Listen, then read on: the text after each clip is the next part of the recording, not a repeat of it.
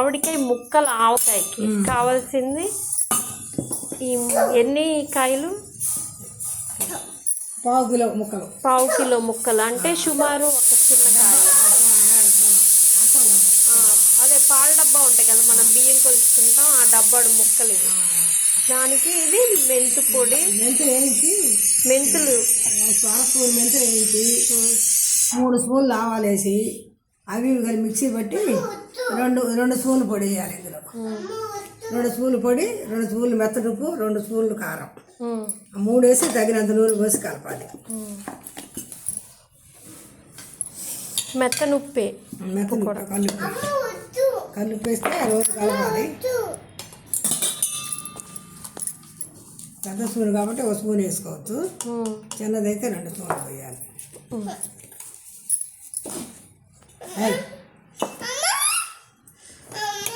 ఎవరు వచ్చారు చూడు.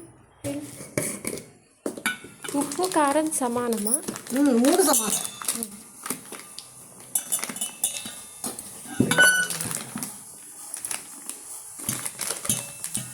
ఉప్పు కారం మెంతి పిండి, కొంచెం మెంతులు వేసిన ఆవుతుంది. ఇది రాదు తినందులోంచి.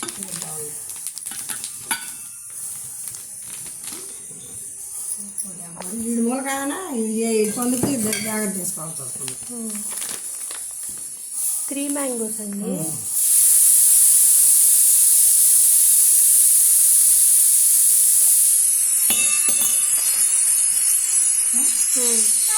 ఇప్పుడు ఉప్పు కారం వేసాను ముక్కల్లో. ఆవాలు మెంతులు సమానమా? 1 స్పూన్ మెంతులు వేయించాలి. వేయించి ఒక 3 స్పూన్లు ఆవాలు ఎండలో పెట్టి అవి కలిపి మిక్సీ పట్టుకోవాలి మెత్తగా. మిక్సీ పట్టి ఆ కారం, ఉప్పు, ఆవపిండి సన్న ముక్కల్లో మొత్తం పోసి నూనె పోసి కలుపుకోవాలి.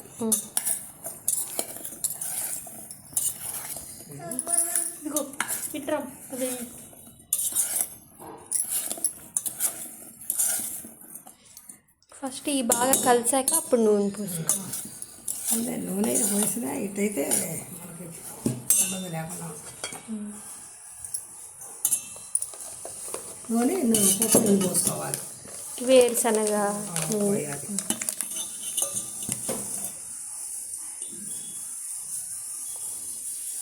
సరిపడానేనా నూనె?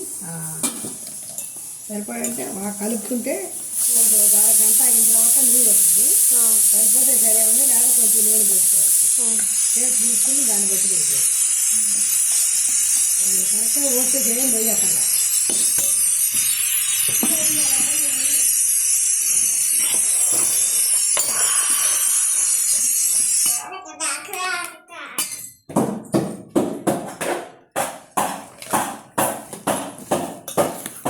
గట్టిగా ఉంది కదండి, 1 గంట అయితే నీళ్ళు వచ్చేసి బాగా పచ్చడి లూజ్ వస్తుంది, మంచి కలర్ కూడా వస్తుంది.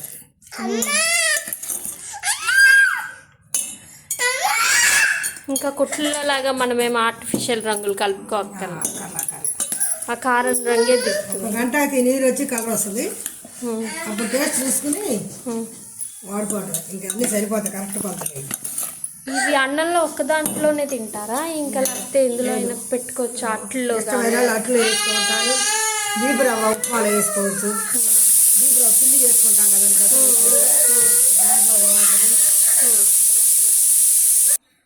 ఇదిగోండి ఇలా ఉంటుంది మొత్తం ఎర్రగా. ఇలా గంట తర్వాత